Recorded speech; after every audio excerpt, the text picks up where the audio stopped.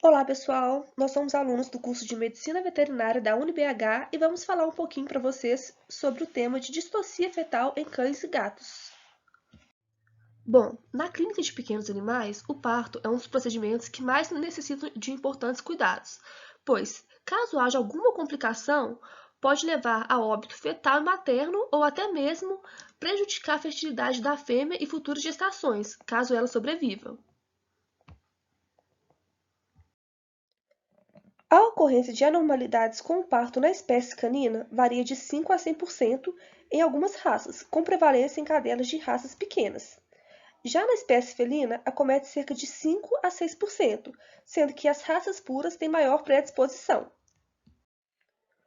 Os partos podem ser classificados como eutóxico e distóxico. O parto eutóxico é o parto normal, ou seja, é aquele no qual há um conjunto de eventos fisiológicos que conduzem o útero a expulsar o feto e seus anexos. Para que esse parto ocorra, deve haver a contração miometral, produtiva e relaxamento cervical. Além de tudo, é importante que a via fetal esteja desobstruída. Também cabe ressaltar quanto à estática fetal. Bom, vamos explicar o que é isso, né? A estática fetal caracteriza a disposição do feto no interior do útero durante a gestação, bem como a sua postura no momento do parto. Leva-se em consideração a apresentação, que é a relação entre o eixo longitudinal do feto e o eixo longitudinal materno. A apresentação pode ser longitudinal anterior, quando a cabeça e os membros dianteiros estão voltados para a via fetal, ou longitudinal posterior. Com relação à posição, é a relação da porção dorsal do feto, sustentado pela calota craniana e pela coluna vertebral com o dorso materno. Já em relação à atitude, é a relação entre as partes móveis do produto, ou seja, membros anteriores, membros posteriores, cabeça e pescoço, e seu próprio corpo. No parto eutóxico, espera-se que a apresentação seja longitudinal anterior, que é quando a cabeça e os membros dianteiros estão voltados para a via fetal, que a posição seja dorsal ou superior, com o dorso do feto voltado para a coluna vertebral da mãe e atitude estendida, como podemos observar na foto. O parto distóxico ele é caracterizado basicamente quando se há obstáculos na ocorrência do nascimento, seja por alguma dificuldade por parte da mãe ou do feto. A distocia é quando o parto se torna anormal pela incapacidade materna de expulsar o feto pelo canal do parto. O parto distóxico pode ocorrer em grandes animais e em pequenos animais, sendo que em pequenos animais há uma menor incidência. Como foi falado anteriormente, um parto distóxico pode ser causado por origem materna, origem fetal ou ambas. A distocia de origem materna ocorre com maior frequência em fêmeas primíparas ou com múltiplos fetos. Dentre as principais causas de distocia de origem materna, podemos citar algumas, como inércia uterina, estreitamento do canal do parto, distúrbios da contração uterina, prolapso uterino e torção uterina. A inércia uterina pode ser classificada em primária e secundária, sendo que a primária corresponde à falha em expulsar fetos pelo canal do parto, o qual não apresenta irregularidades, exceto pela incompleta dilatação da cérvix.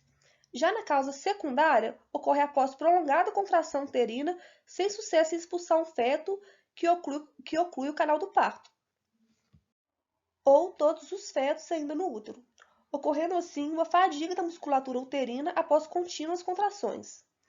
Tanto na inércia uterina primária quanto na secundária, a musculatura uterina normalmente falha em responder à administração de ocitocina. O estreitamento do canal do parto pode ser resultado de dilatação insuficiente da via fetal mole ou de um diâmetro pélvico inadequado. Pode ocorrer por condições genéticas ou adquiridas. Além disso, uma pelve pode ser muito estreita para expulsar um feto de tamanho normal através do canal do parto. Algumas raças têm predisposição para esse tipo de distocia, como pelve achatada, né? Aí a gente tem como exemplo bulldogs e pugs, por exemplo. Contrações extremas e um esforço excessivo pode levar um animal a uma torção uterina ou um prolapso uterino, sendo necessário uma intervenção imediata. Já as distocias de origem fetal ocorrem principalmente por estágio fetal anômalo, ou seja, o animal apresenta alterações na apresentação, posição ou postura durante o momento do parto. Nessas duas imagens, nós podemos observar que o animal apresenta os membros flexionados, o que pode predispor a uma distocia. O desvio da cabeça, tanto lateralmente como para baixo, caracteriza como uma das más posturas mais comuns em pequenos animais, sendo que o desvio ventral, ou seja, quando o animal apresenta a cabeça virada para baixo, é o mais descrito em raças braquicefálicas, enquanto o desvio lateral é mais comum em raças de pescoços compridos, tais como os collies. Também podemos citar outros fatores como a desproporção feto-pélvica, que é quando o feto é muito grande e não cabe dentro da pelve materna, duplicação de membros e cabeça, que são as anomalias, e quando o feto já está natimorto. Para o diagnóstico de distocias, é fundamental que seja feita uma boa anamnese, um exame clínico adequado e exames complementares. Para o diagnóstico, é fundamental fazer uma anamnese bem detalhada, quando possível.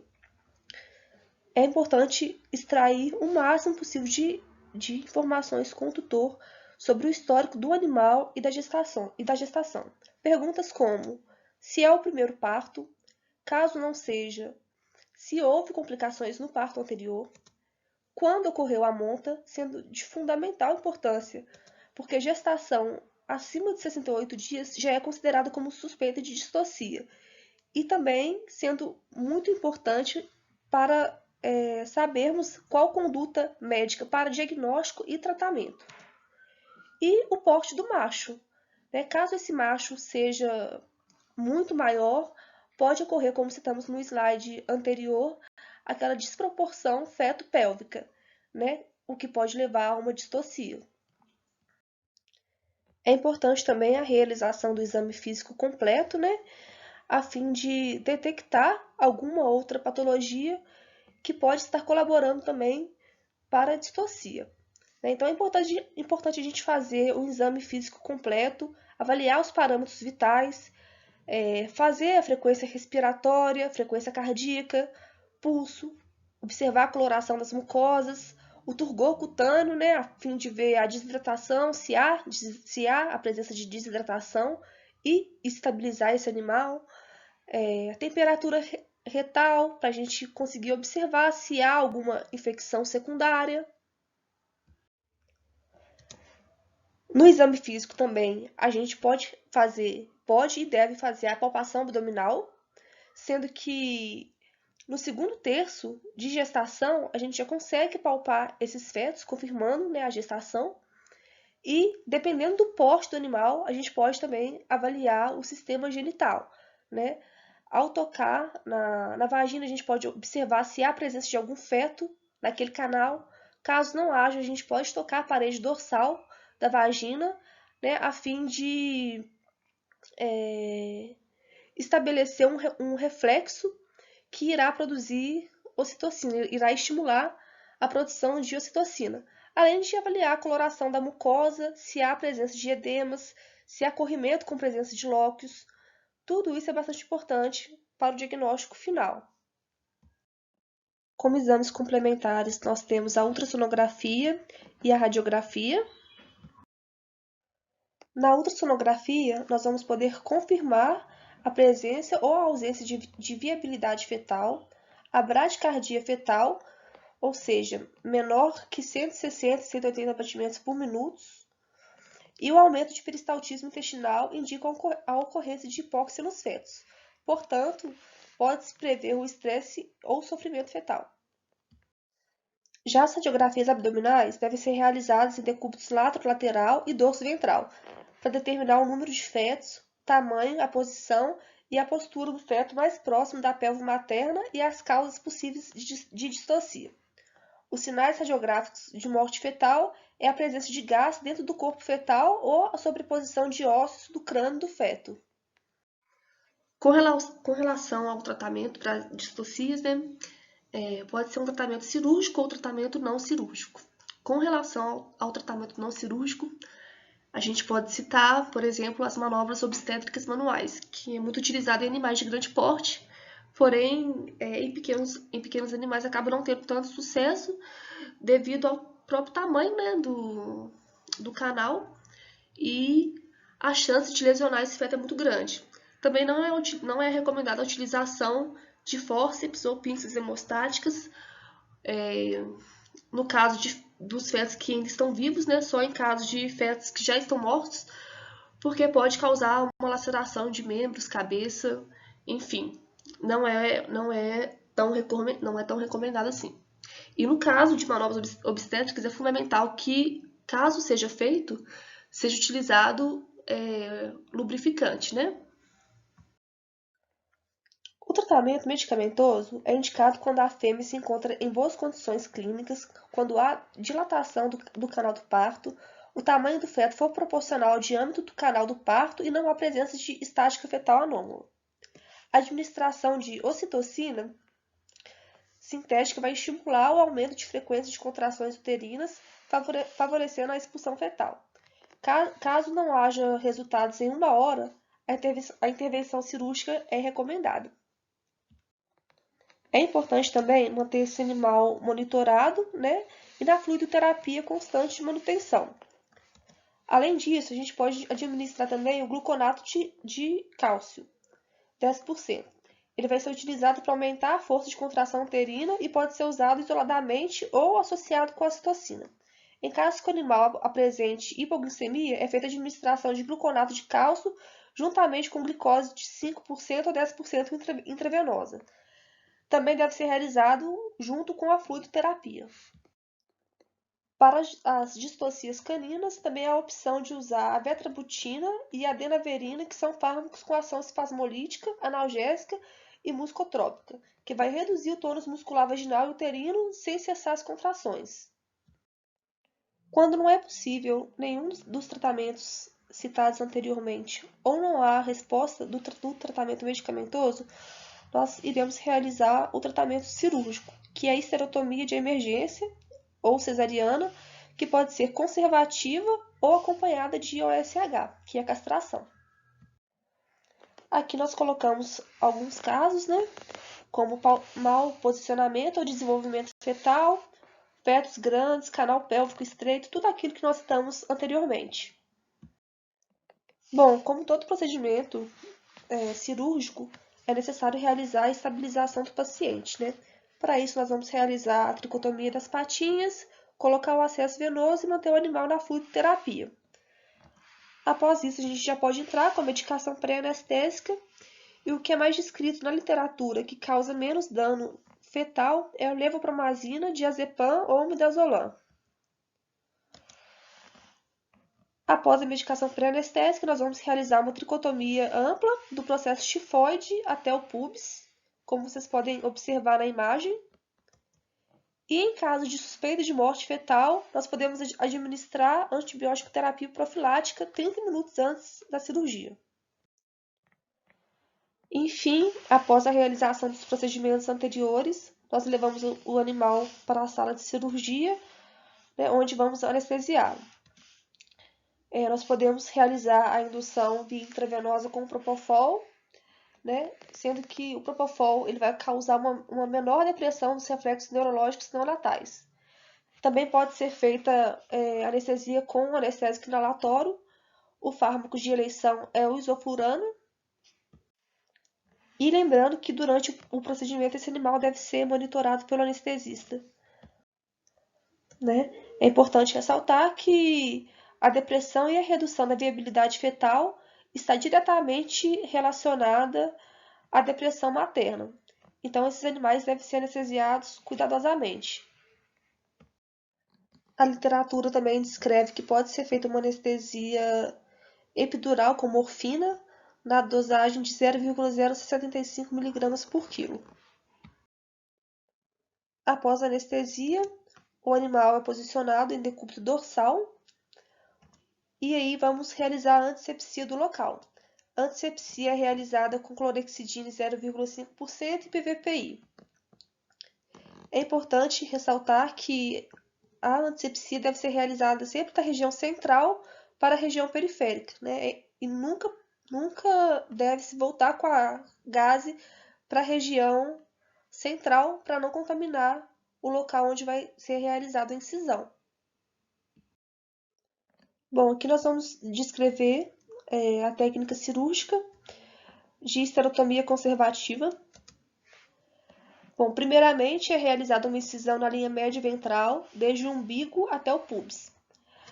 A bainha do músculo reto externo deve ser levantada antes de realizar uma incisão estocada através da linha alba, para evitar uma laceração no útero. Após isso, deve ser feita uma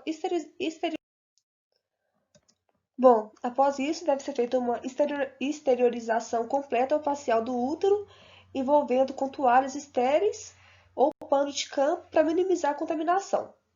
Após isso, vamos incisar a superfície ventral do corpo ou na junção do corpo com o corno.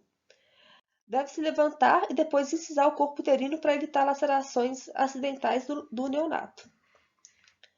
Após realizar essa incisão, nós vamos ordenhar o neonato onde foi feita a incisão e tracioná-lo para fora do útero. Após retirar esse neonato, nós vamos romper o saco amniótico e pinçar o cordão umbilical com uma pinça mosquito à medida com que cada feto é apresentado.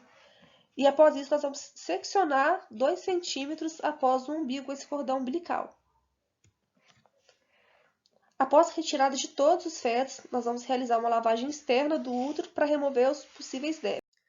E bom, falando rapidamente sobre a síntese, né, nós podemos realizar um fechamento em camada dupla do útero. Aqui nós colocamos uma imagem, né, na figura A, mostra a sutura do tipo Cushing, né? Nós vamos realizar uma sutura padrão de Cushing contínuo na primeira camada e na figura B, uma sobressutura sobre o fechamento da primeira camada com o padrão de Lambert contínuo. Após realizar a síntese do útero, nós vamos lavar a área com solução fisiológica aquecida e estéril e vamos realizar o fechamento da parede abdominal, né? Ela deve ser aproximada com suturas interrompidas simples com fio absorvível de tamanho apropriado para cada animal. Em seguida, fecha o tecido subcutâneo com fio de sutura absorvível e sutura contínua. E a pele pode ser feita com uma sutura com fio não absorvível. Existe também a opção da técnica de esterotomia com OSH, que é a castração, né? E é feita exatamente como foi descrito na técnica anterior, porém, posteriormente, à cesariana, nós realizamos uma OSH de rotina. Bom, também é descrito na literatura a ressecção em bloco, né? É realizado primeiro uma OSH, vamos exteriorizar esse útero gravidício, né? Isolar os pedículos dos ovários e separar o ligamento largo do útero até o ponto da cérvix. Após isso, nós vamos manipular os fetos que podem estar na vagina ou na cérvix para dentro do corpo uterino, colocar 2 ou 3 pinças nos pedículos ovariano e no útero cranialmente a cérvix. Né? Após isso, nós vamos realizar uma transecção entre as pinças, removendo os ovários e o útero. É importante a gente observar nesse momento se há a presença de alguma hemorragia, né? E após isso, vamos entregar o útero à equipe de assistentes para abertura e ressuscitação dos neonatos. É importante que esse procedimento seja realizado em menos de 60 segundos, né? Porque a literatura diz que essa remoção tem que ser feita até esse período, caso contrário, os fetos podem não sobreviver. Bom, pós-operatória, como qualquer outra cirurgia, né, é importante monitorar a temperatura desse animal, já que alguns anestésicos causam hipotermia, além dos cuidados com a ferida, né? Limpar, realizar o curativo, manter o animal com colar elisabetano para evitar que ele coma os pontos e cause uma possível evisceração. E em caso de dor, a gente pode oferecer analgésicos, né? Aqui nós citamos a dipirona. Também, como em qualquer procedimento cirúrgico, Podem ocorrer complicações, né, que nós citamos algumas, como metrorragias, rejeição ao fio da parede do abdômen, soltura espontânea provocada dos pontos de pele, hérnias incisionais e retenção de placenta. Essas foram as referências que nós utilizamos para realizar esse trabalho. Espero que vocês tenham entendido tudo. Qualquer dúvida podem perguntar aí nos comentários. Tá? Obrigada pela atenção. Até mais.